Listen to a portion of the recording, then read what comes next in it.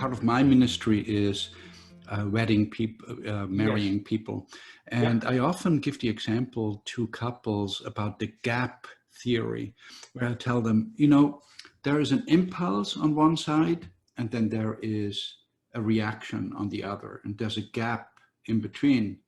And that's where things happen in that gap, you know. Yep.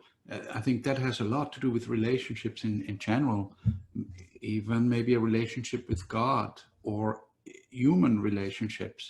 Well, this is real important. Like when you pick that comment there about deepening the relationship with God, or is it a relationship with God in that gap?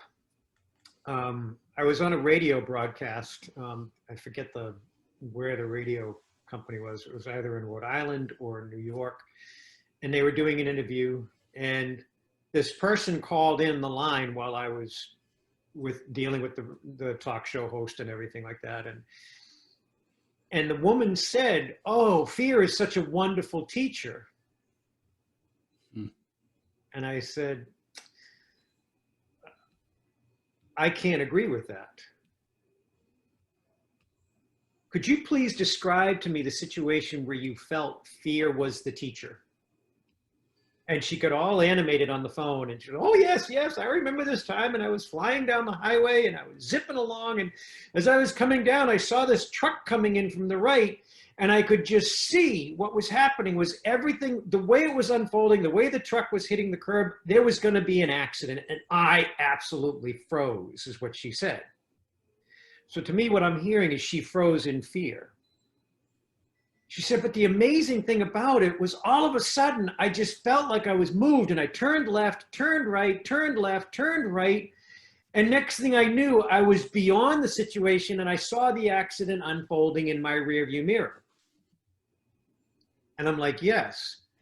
And isn't it horrible that a moment of divine grace, you've now given it over to the spirit of fear, saying fear was the teacher when it wasn't.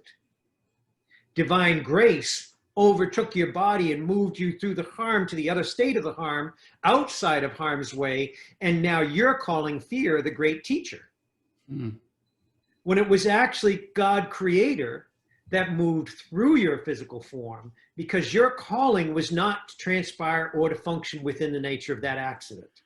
So just to understand, so she was thinking, because of that fearful moment, I reacted the way that I could control Yes. the situation, right? Yep. Instead of recognizing that was a divine intervention. Exactly. So when she froze, that was what fear was going to do to make her part of the accident. Divine grace entered in, moved her in such a way that she even admitted there was no way that she knew what she was doing with her hands. She just turned, and she weaved right through, boom, out the other side, looks in the rearview mirror, and then everybody's colliding with one another, and the truck smashes into the midst of the cars that were trying to avoid everything. And I said, so here we are in a situation where that gap, that moment between the fearful moment or the panic response or the clear response became automated.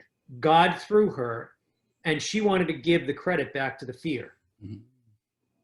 So she was so trained by the process of humanity that she had lost sight of the fact that the divine does interact with humanity in pretty powerful and very specific ways.